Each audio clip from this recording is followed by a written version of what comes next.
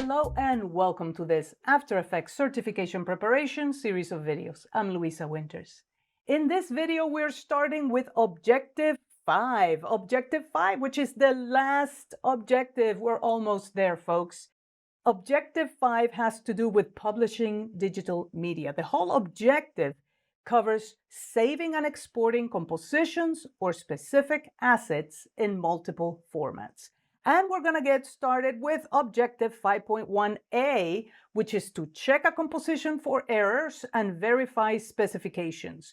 We're going to talk about hidden layers, animation timing, audio levels, resolution, title save area, frame rate, work area, etc., etc.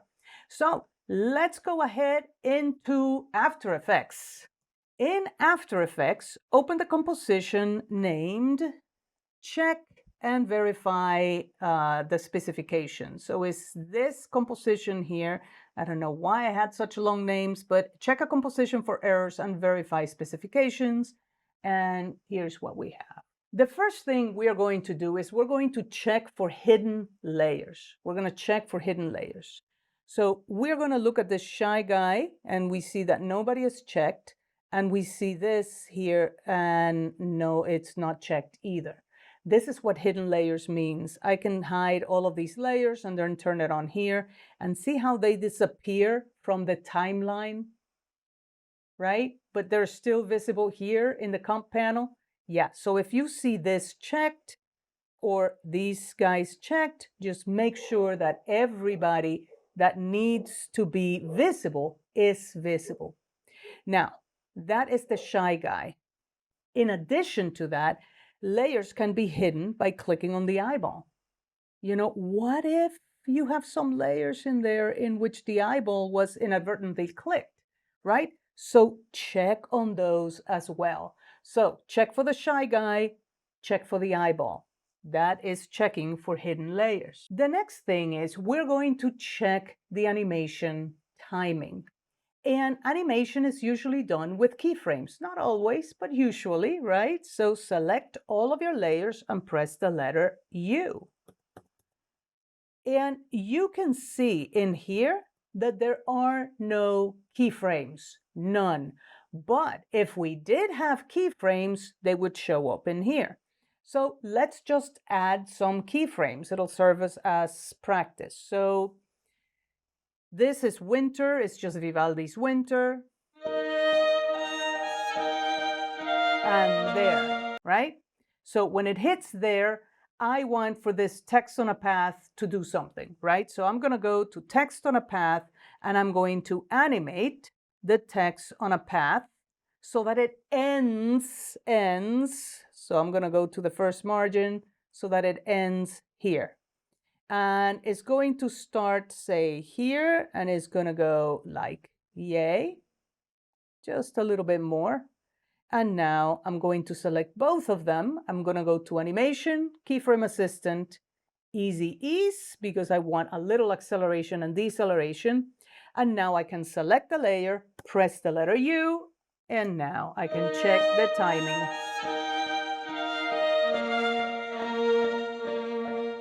And there.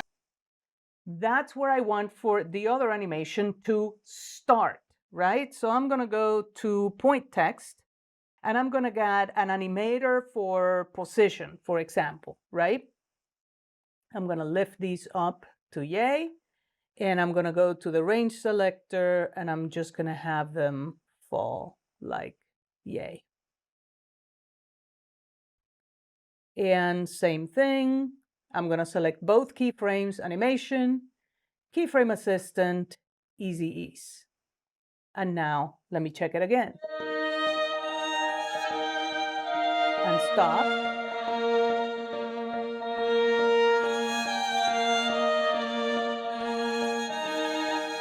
And see how I messed it up?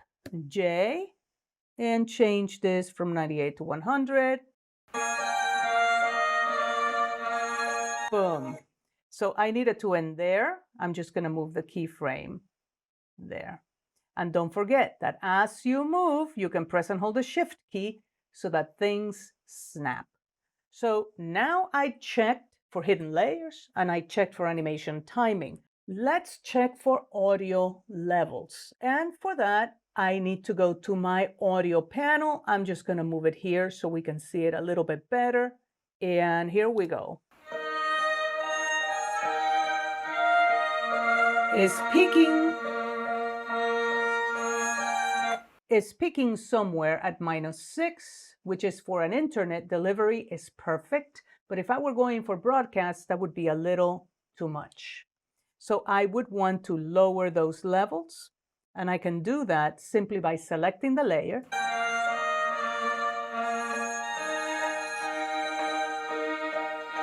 And I can either go to the individual channels or to both channels together, right? So here we go. Let me just show you this a little bit better. Notice that this middle button does both of the levels of both channels. This does the left channel, this does the right channel. So if I am modifying both channels together, that would be more, and that would be less. And I want it to peak somewhere at around -12. So it can go a tiny little bit higher. And that's pretty good right there. So check audio levels. And you can, in fact, even see them here as waveforms. Making sense? Now, I want you to notice this. Do you see how the waveforms change as I move these up and down? So that is a visual feedback that you're getting with the waveforms, okay? So that's much lower, that's much higher, all right? And also notice that you're not gonna hear the difference until you release the mouse.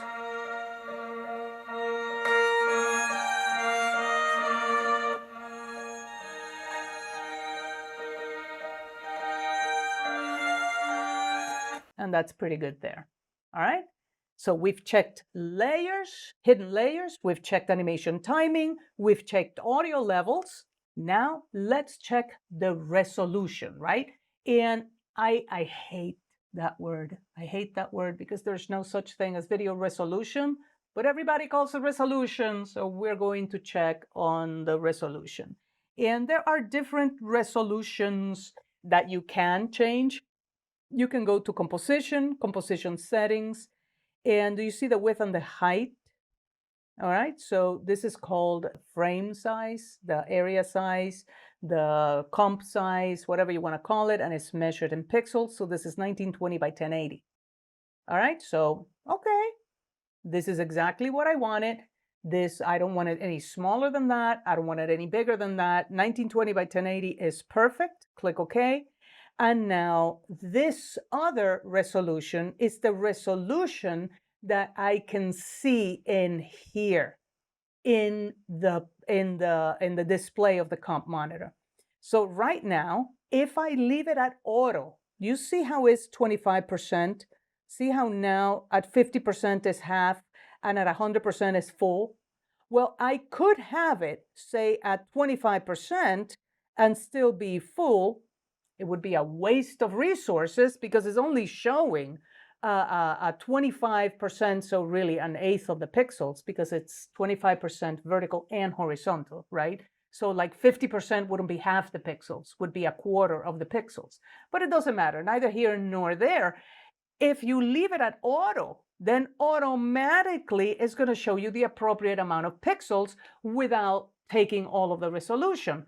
But you can always make this display at 100% and you change the resolution to full so that you see exactly what it is that the client will see, and you can maximize the panel by hovering on top of the panel with a mouse cursor and then pressing the tilde key.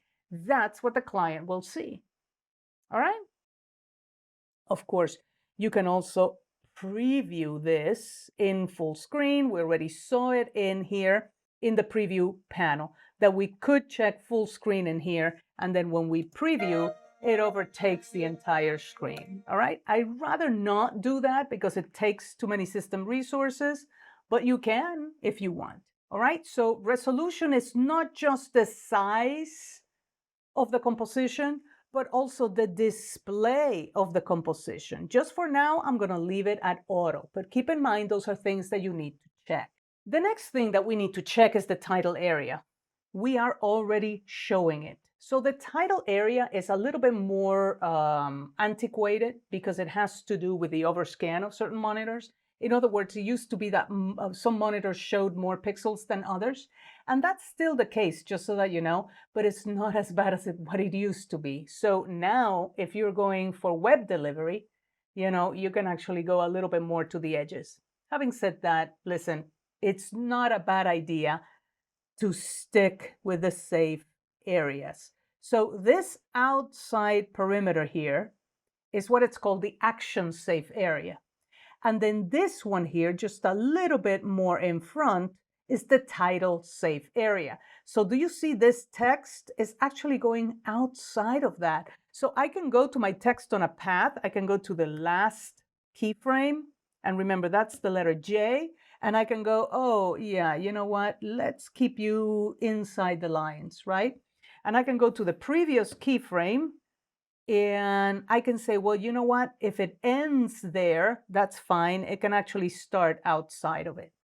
All right. So as long as it ends within the lines, I'm good. And that is clearly within that line. So don't forget to check on the title safe area. And if you don't see it, it's actually here. See it? You click on this little icon here and you can select or deselect to see the title/action safe area.